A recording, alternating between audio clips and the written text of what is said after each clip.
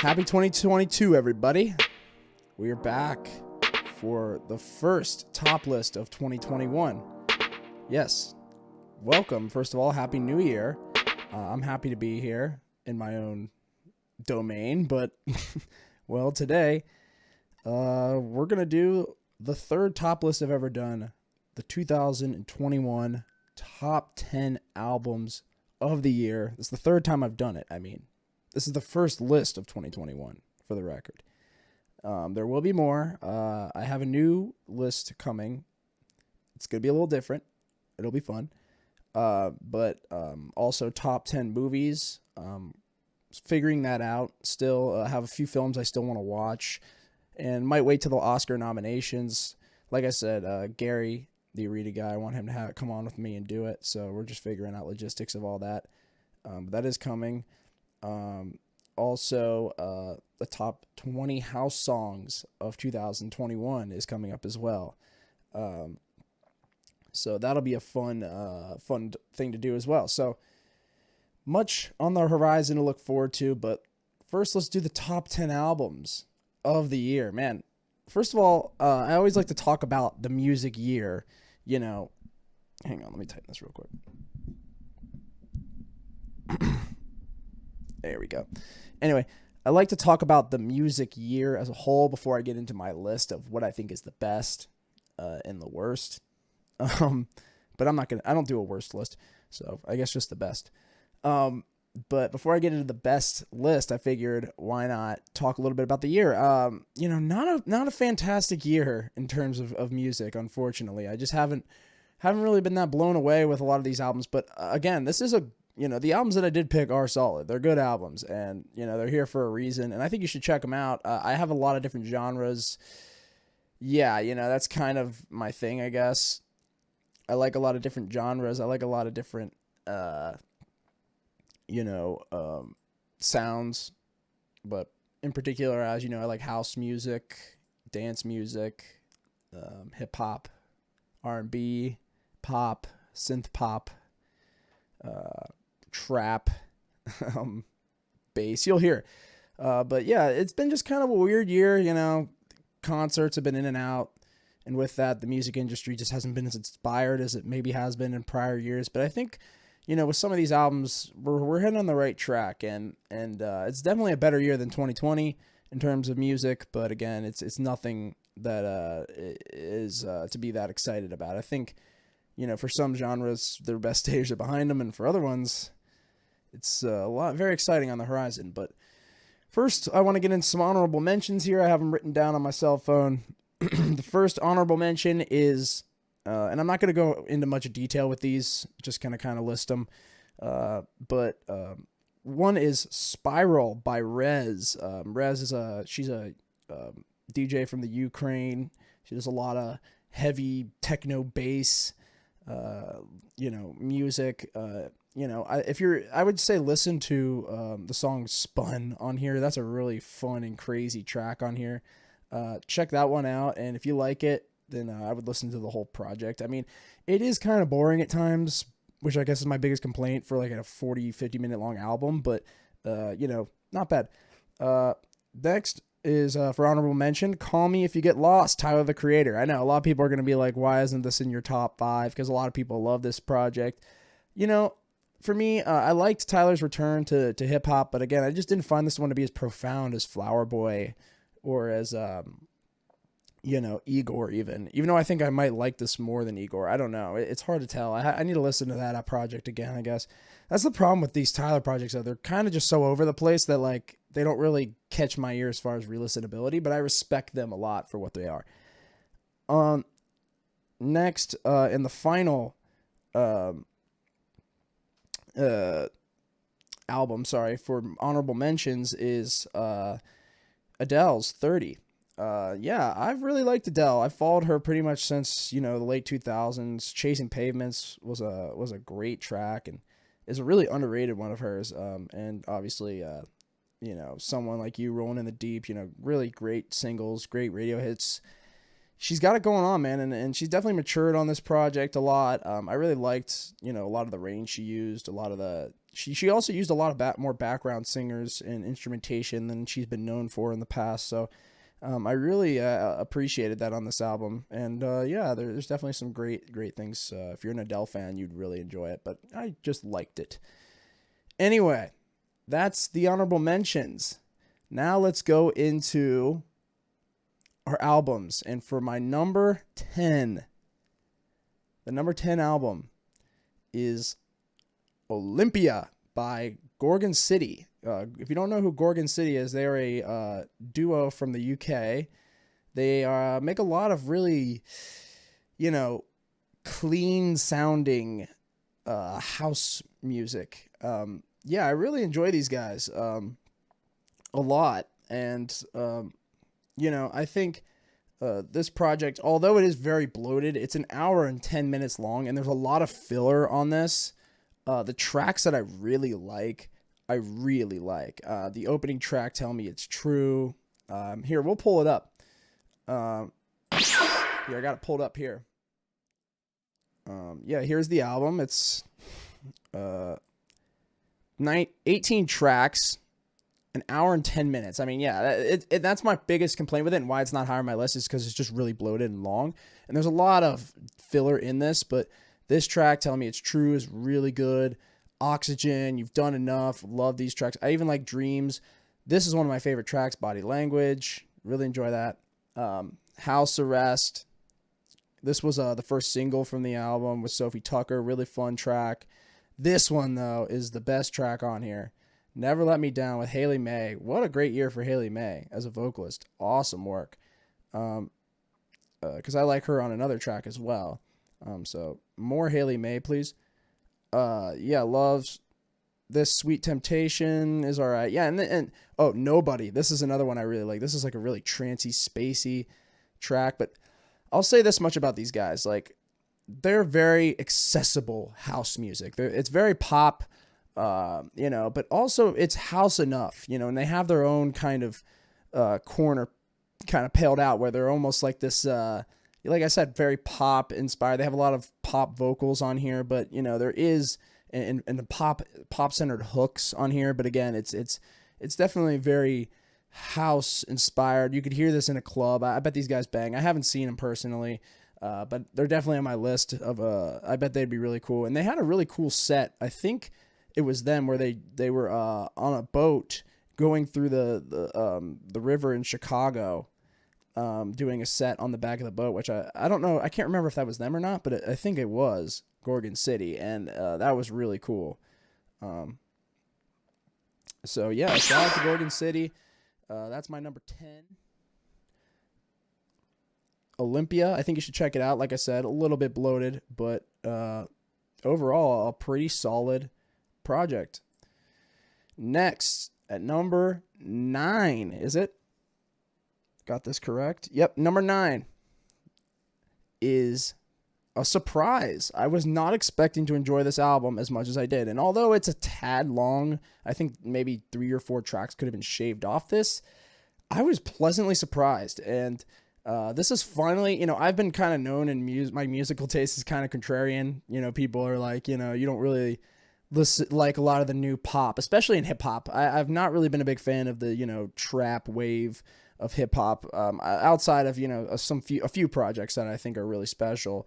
I think the sound has become pretty watered down and generic, and, a lot of the auto crooning that we're hearing over like those beats have just never really like connected with me, with a lot of these new artists. But again, I'm always open to hear new stuff. And well, let me get to this pick.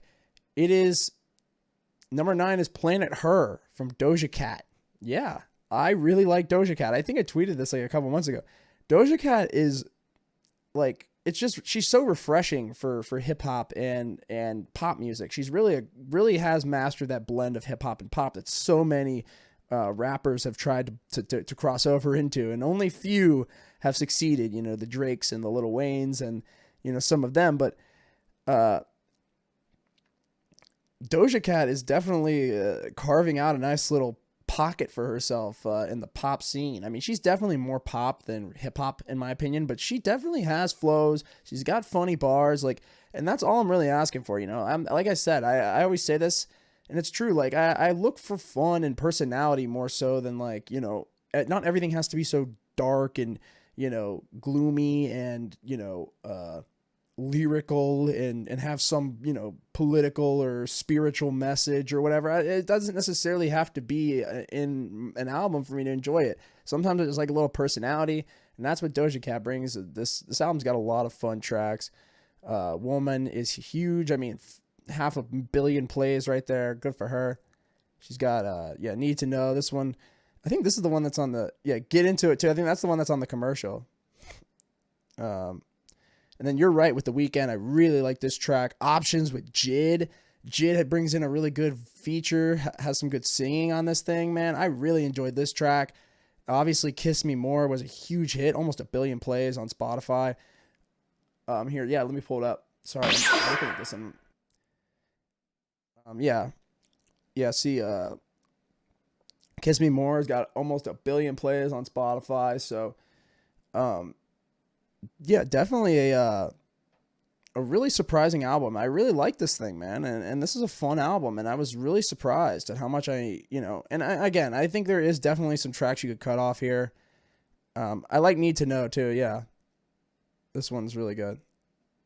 But again, I didn't like this Ariana Grande track, and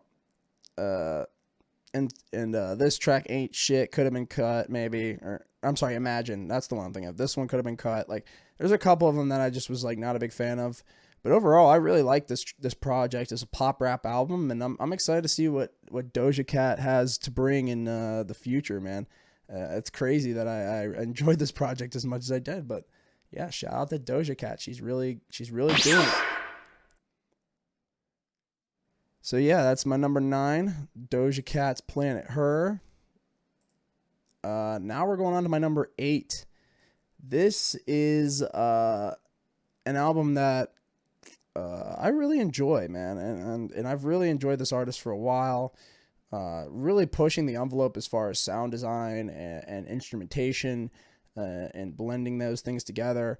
And this album really just is what I was looking for from this artist, and that is Nurture from Porter Robinson at my number 8.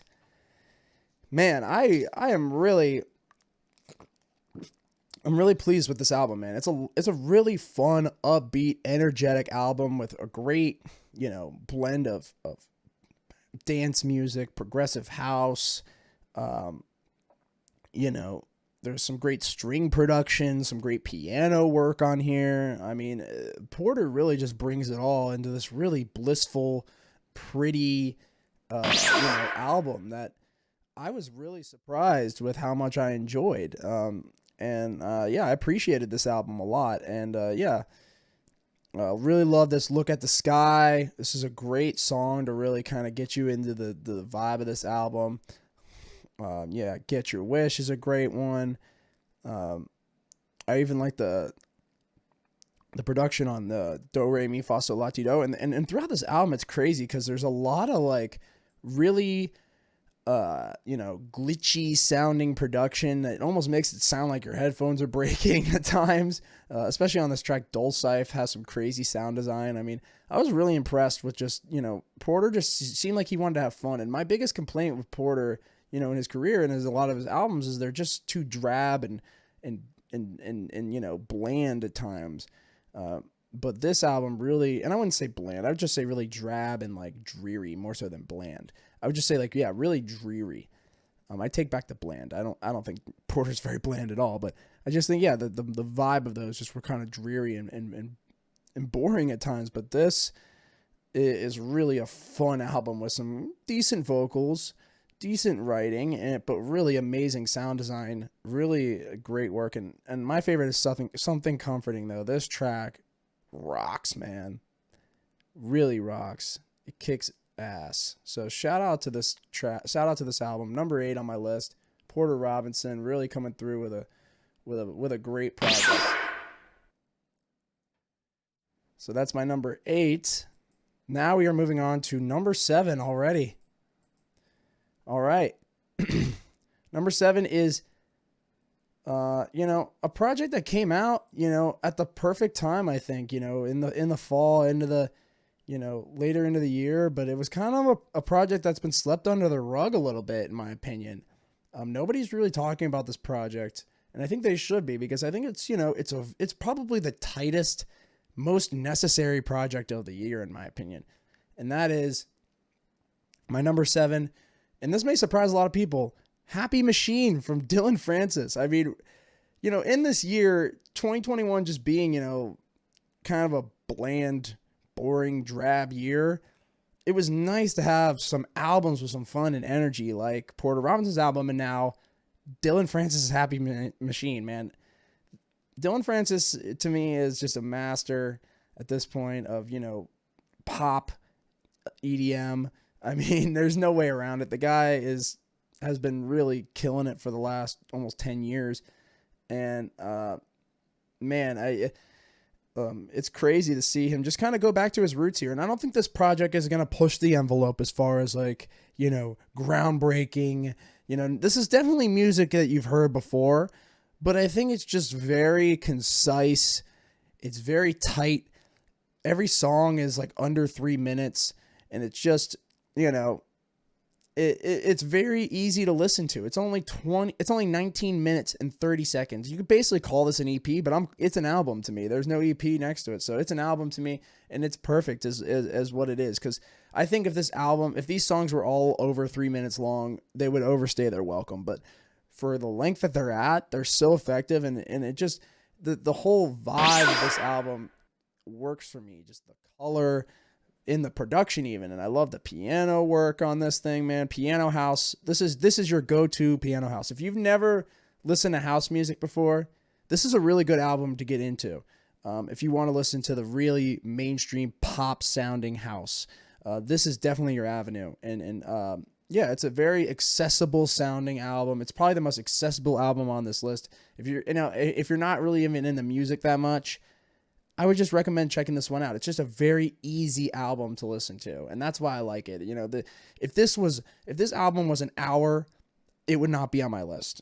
But the fact that it's 20 minutes and you can just buzz through it and really get a fun groove, I gotta give them credit for that.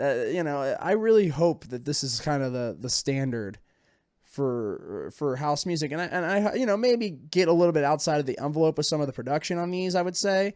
But which is why this isn't as high on my list, is because it's not that experimental. It's just very much, piano house, but it's just done so effectively. And all these tracks are so catchy. I mean, Real Love, super catchy. Over This with Haley May, like I mentioned, she's been killing it this year. Great track. Only 200,000 plays. Come on, get that up.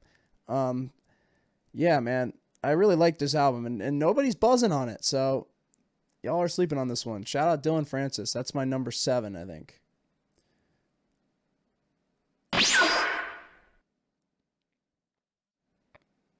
All right, going on to my number, or I'm sorry, that's my number 7.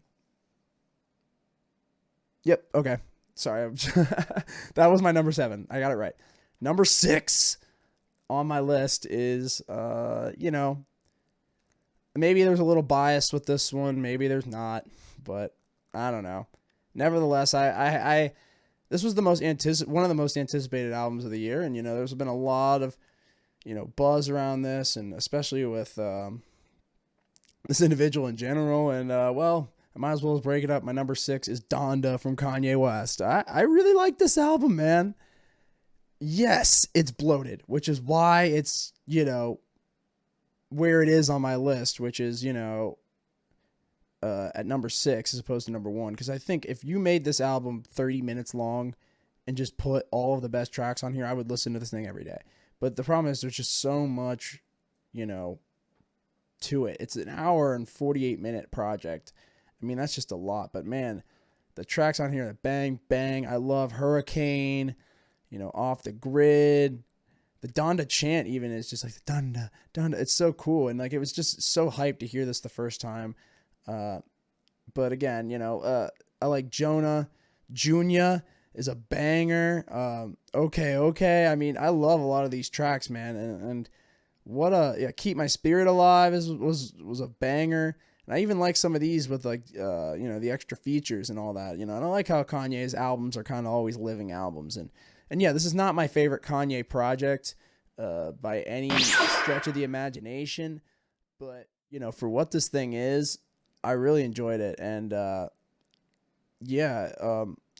was either gonna be this or Certified Lover Boy, and I like this more. You know, I think this is a more complete project than that is. Moon too. This is an underrated track. But yeah, there's just a lot to like with this project, and I mean, I'm always down for a new Kanye project. So number 6, Donda.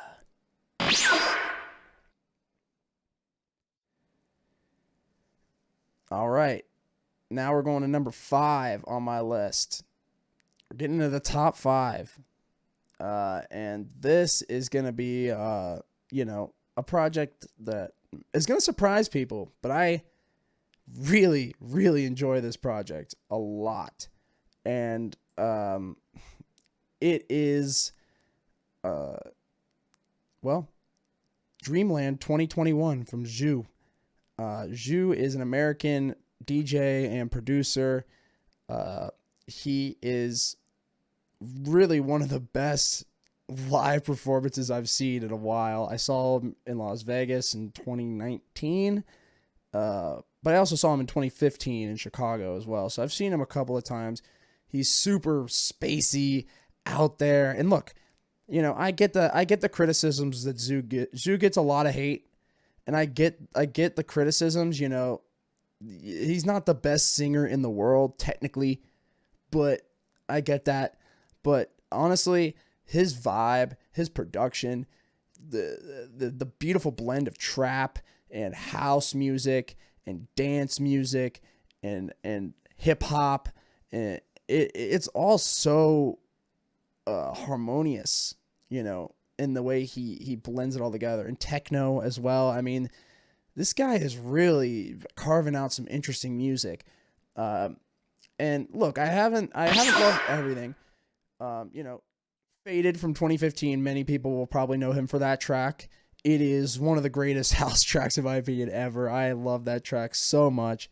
And even, you know, Cocaine Model and some of the other things on that Night Day EP are great tracks. It's a great project.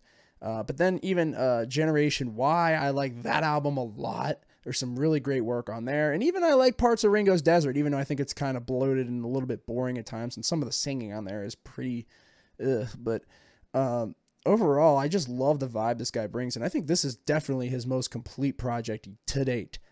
I mean, Lost It is one of the best opening tracks of the year, in my opinion. This thing freaking rocks, this track, man. The bass on this slaps. His vocals sound awesome on here. He definitely has the Weeknd vibe. I get that, but it doesn't matter to me. I think he sounds different enough for it to work. And I love this, this track, man. It's so spacey. It's so dope. And the bass on this is so hard hitting. Then it goes into Distant Lights, which is just an amazing track, an amazing house track. So catchy, so fun. The vocals on here are great. I mean, when Zhu sounds great, he sounds great. And that's the thing, though. Like, sometimes he just sounds a little bit tone deaf on some of these tracks. He tries too hard, I think, on some of these tracks. He tries too hard to be a good singer instead of just, you know, sticking to a vibe. You know, he tries to go over the top sometimes, and that's where I think he kind of falls off. And then Blue Dream is just another nasty house banger, bass house banger, man. This thing is crazy. And then you got How Does It Feel, which is a decent track. And look, there is some filler on here. SoCo, Sweet Like Honey are two tracks I don't enjoy really at all.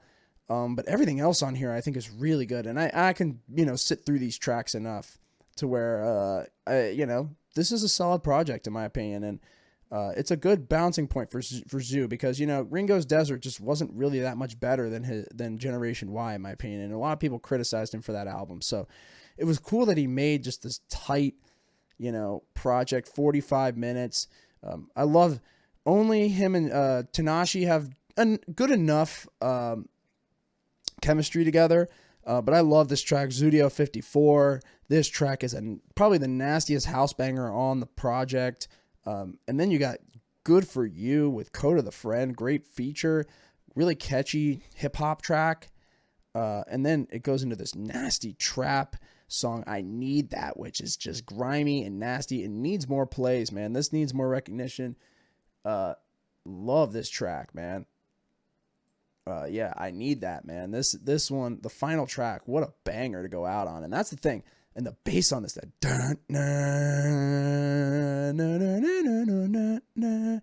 nasty, bro. This album just has a really cohesive vibe. You know, every track feels like it's supposed to be, you know, together. You know, outside of Sweet Like Honey and Soko, which they do fit in the album, but they're just weak. But outside of those two tracks, man, this whole project is pretty solid. It's a solid house and trap album. There's a lot to like here, and yeah, I think this album needs more love. And actually, on New Year's Day, Zhu dropped he released the deluxe version down here, as you can see. So yeah, you can check that out as well. I checked out the tracks on it, but like, you know, yeah, I think you should check it out. Now we're going to number 4. Number 4 on my list is an album that I think a lot of people are going to be surprised I really enjoyed. And, you know, I think it's one of the best pop records of the year. I think it's probably it's the number 2 pop record of the year for me. And that is Olivia Rodrigo's Sour. Yes, folks. Believe it or not, I really like this project. Man, this chick is really talented, and she's a good writer. I mean, and she absolutely blew up in 2021. The 2021, this chick blew up. She was on the High School Musical show or something. I don't know much about her, to be honest, but I really was impressed with this this collection of tracks, this album. 34 minutes long, very concise, and just a really great breakup album. And an album about maturing and growing up and having to, you know, deal with heartbreak and all the things that, you know, humans have to deal with. Yeah, really, really, really powerful and well done project from Olivia Rodrigo. I was so surprised with how much I liked this thing. Yeah, I mean, Brutal is a great opening track. Traitor is so catchy and well done. You know, Driver's License is obviously a huge track. Not one of my favorites on the project, but I appreciate it and really like, you know, the message. One Step, 3 Forward, 3 Steps Back. Yeah, good track as well. Yeah, all these are really good. Happier, though, is my favorite track on here, man. This track is so good. It's an amazing breakup track. One of the best of the year. And if not the best of the year. And then obviously you got Good For You, which is, you know, the pop, definitely 2000s, you know, punk rock inspired. And that's the thing. She has a good, you know, blend here of pop, of just traditional pop, balladry, you know, punk rock inspiration, you know, with a couple of these tracks, Brutal and, you know, Good For You. But like, you know, this is just a really concise project. I was pretty surprised with how much I enjoyed this. And this is definitely like, you know, an album worth listening to. It's only 30 minutes. You know, I think it's worth your time.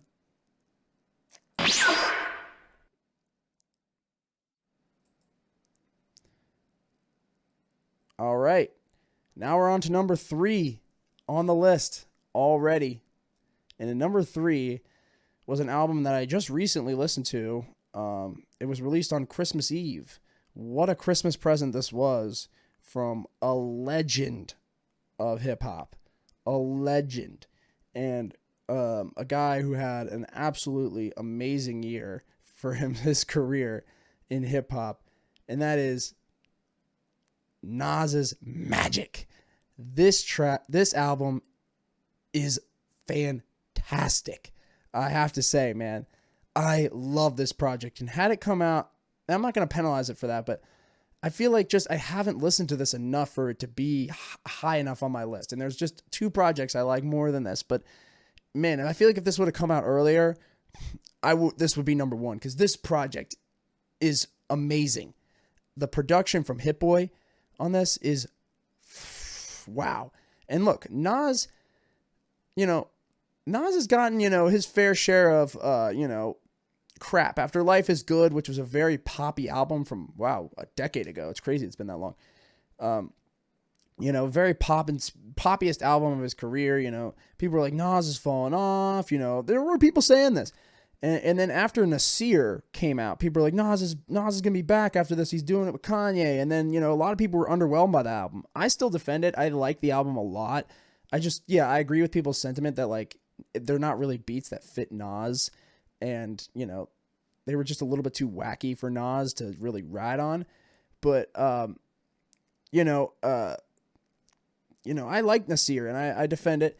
But then you got, he had the Lost Tapes, which was just kind of a collection of projects. And then, obviously, King's Dead 1, which I thought was fine. I liked it. It just, for me, it was a little bit bloated.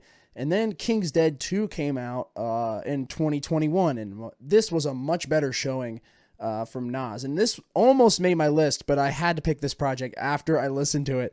After this came out, this jumped ahead of King's Dead 2. Because I love King's Dead 2. I just think it's, a little bit too unfocused and a little bit long for its own good, in my opinion. I do like the project a lot, and it was close to being an honorable mention for me, but this project is the truth, man. This came out on Christmas Eve, and what a Christmas gift, man. This project's the truth, man. 29 minutes, 9 tracks, all bangers. I mean, from Speechless, that nasty, nasty production on Speechless, man. Wow. What an opening track this was. Really set the tone, and Nas just comes in with the grown man bars, man. Nas is really one of the best rappers of all time. You can't say he isn't. And I like Nas more than Jay-Z. I know people are going to hate on me. I love Jay-Z, but Nas, man, Nas does not get enough love, in my opinion. And yes, he has, made bad albums, but so is Jay-Z. And I think Jay-Z's bad albums are worse than Nas's bad albums. My opinion. I know I'm going to get crap for that, but that's my opinion. Nas, though, man, this friggin' project is fantastic. And for him to be in his 40s and making projects like this, yikes, man, the sky's the limit. And then meet Joe Black. What a catchy, nasty, nasty boom bap banger this is. And then you get Ugly, which switches the vibe up and is this chill, slick production. But Hollywood Gangsta, this is my favorite track on the album. Hit Boy's production on this is top notch, man. This dude, just wow. It's definitely one of the best hip hop tracks of the year. There's only one that I can think of as better than this from a production standpoint, and I may even have to think that over because this is the truth, man. Hollywood Gangsta is the best track on this album. If you're gonna listen to anything from this album, this is the track. Wave Gods with ASAP. What a great ASAP Rocky feature. DJ Premier coming through with that sample-based production. Intercutting all the vocals from classic hip hop tracks like he always does. Super dope. And then Dedicated. What a nasty banger of a track to end on with a great beat switch. So I mean, this album, man, from top to bottom, there isn't a skippable track on this thing. And yeah, it's a grimy street legend getting after it, man. Hasn't missed a step. And that's the thing. Nas, the bars have always been there. It's always been the production that has been an issue for me on his projects. But this is some of the best production Hit Boy has done ever, I think. And I'm not the biggest Hit Boy fan in the world. But I like Hit Boy, and I think this is probably some of the best work Hit Boy's ever done. I mean, from top to bottom. And I think he produced this entire album. And as soon as Nas was really working with Hit Boy, he worked with him on King's Dead 2, and those were my favorite tracks on King's Dead 2, were all the tracks he did with Hit Boy. So having a whole just straight Nas Hit Boy project that just drops in the middle of, right before Christmas, I mean, out of nowhere, and to be this good, man, what a surprise. So shout out to Nas. Magic is my number 3. All right, number 2. We are down to the top 2, folks. This is it. And for number 2, we have what is one of my most anticipated albums of the year, and man, did it deliver. An amazing combination, and that is An Evening with Silk Sonic by Silk Sonic, who is Bruno Mars and Anderson .Paak. Man, oh man. wow, what a great project this is. I am so happy uh, that this came out when it did, man. Right in November time, I think. And this is just a great homage to the 70s, funkadelic, Funk Brothers, Motown inspired all over this thing, man. I mean, from the Bootsy Collins features and vocals on this thing, which just set the mood right off the bat, to Leave the Door Open, which is one of the biggest R&B singles of the year. So classic, amazing vocals on this thing. I mean, this track's off the chain. Fly As Me is such a fun bravado flex track sounds like it came right out of 1976. After Last Night is my favorite track on here, though. This thing with Thundercats production, that amazing Bootsy Collins intro, and some of the best vocals on this entire album. I mean, Bruno Mars sounds amazing on this thing. I love the verses from Anderson. They really, and that was my thing. Like, how good is their chemistry going to be for an entire album? Man, they delivered. This project is so fun. It's just, it knows exactly what it is. And it captures such an amazing time in music with so much creativity and excitement. Smoking Out the Window is a great, breakup-ish kind of track. Really fun. Got a lot of personality on it. Put on a Smile is this great, track about, putting it together and sometimes even if you're not, the relationship isn't working out, to just kind of, I guess, work it out by putting on a smile. And then 777 has some fun, rapping and vocal work. You can just tell how much fun they were having making this. And then another track I love is Skate. This is a really fun disco track. Definitely the most disco sounding song on here. I wish there was more of these kind of songs on here. And I hope they do more together. Maybe this is just a one-off project. Maybe it's not. But and then Blast Off is another really fun, solid track and a great way to end the project. This is such a delight. This project was, and yeah, I really enjoyed it, man. I really enjoyed it, and I love these two guys working together. I love the homage to the 70s with that funk all over this thing, man. Incredible production on this, great vocal work, great layering, great singing from both these guys. Yeah, what can you say, man? The chemistry's there. Everything worked on this album. Really just a top-notch R&B, pop record. It's my favorite pop record of the year. Even though you could argue it's probably not a pop record. And if that's the case, then yeah, Olivia Rodrigo's would be my top pop record. But, if you want to consider this a pop album, which I would, then yeah, this is it. But nevertheless, this album's dope. That's all I got to say. And at number 1 on the list, man, this is it. This is my favorite album of the year. Of 2021. And I listened to this when it came out. I was so excited for this project because I love the producer. I love the rapper on this thing together. On this, they delivered and brought one of the most interesting, hard-hitting, grimy street rap albums of the year. And that is The Plugs I Met 2 by Benny the Butcher and Harry Fraud. Yep, this is my number 1 project, man.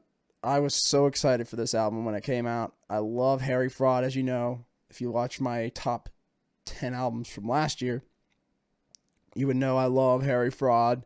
And I love Benny the Butcher, as you know, if you watch my top 10 albums from 2019.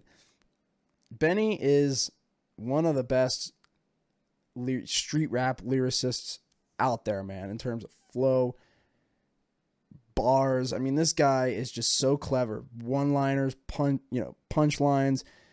He can be funny. He can be serious. He can be hard. He can be scary. He really is the complete package as far as my concerns for what I like, man. And I love the sound of his voice, man. And but mixing that with Harry Fraud's production, was just a match made in heaven for me. And I've listened to this project so much this year, it had to be my number one, just for replayability. And that is, yeah, like I said, the plugs I met too. Let's break it down.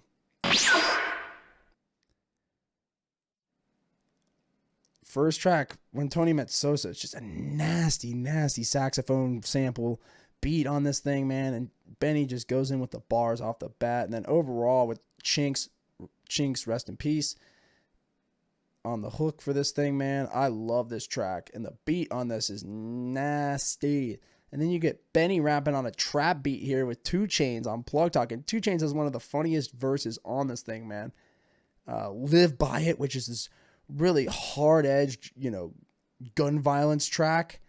I don't know what it is, but I'm a sucker for gun talk, and maybe it's, the inner libertarian coming out of me. I don't know. But I love tracks with gun talk and, tough talk when it comes to my hip-hop. I like grimy shit. I don't know why. I just do. But then Talking Back has a really catchy hook and some great production and a really funny verse from Fat Joe where he pokes fun at the Wuhan virus and a bunch of stuff. It was silly. But my favorite track on here, No Instructions. Just Benny and Harry at their best. Man, this track is grimy. And it is awesome, man. I love the production on here. The string samples are amazing.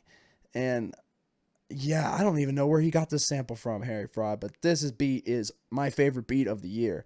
Hands down. This beat is just, in this song, it's very drab and serious and dark, but I love it.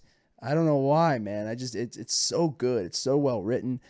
I mean, yeah, really great work. And then Longevity with French Montana and Jim Jones. Yeah, French Montana, not the best definitely the weakest feature on here, but him and Rick Hyde probably are the weakest features on here, but they're not even that bad. But Jim Jones comes in with a dope verse on this track. And then Thanksgiving is just an awesome final track. But there isn't a skippable thing on here. This album just really has it all, though. It has the grime. It has the dark, weathered sound that Benny brings to every track he's on. But, with that, you get the really sleek, almost, Scarface inspired production, a very Miami Vice sound that Harry Fraud brought to song tracks, albums like the ones he did with Currency. So yeah, really great work, man. I really love this project, and the Plugs I Met series, man, has really been solid in my opinion, and it's almost been as good as the Tana Talk series, which Tana Talk 4 is coming for Benny, so I'm excited to hear that. Hopefully we get some Harry Fraud production on there. But yeah, that's my number one. And with that is my list. Yeah, I hope you guys enjoyed, and shout out to all the artists out there making music. Send me your stuff. If you make albums, send them to me. Maybe it'll make my list. Maybe it won't. But I'll give you my thoughts at least, And yeah, shout out to all the artists out there making music, man. Whatever it is, I don't even care. Even if it's a genre I don't, even if it's country, which I don't enjoy. Go out there and make the music you want to make. Seriously. And just because it didn't make my list doesn't make it not good.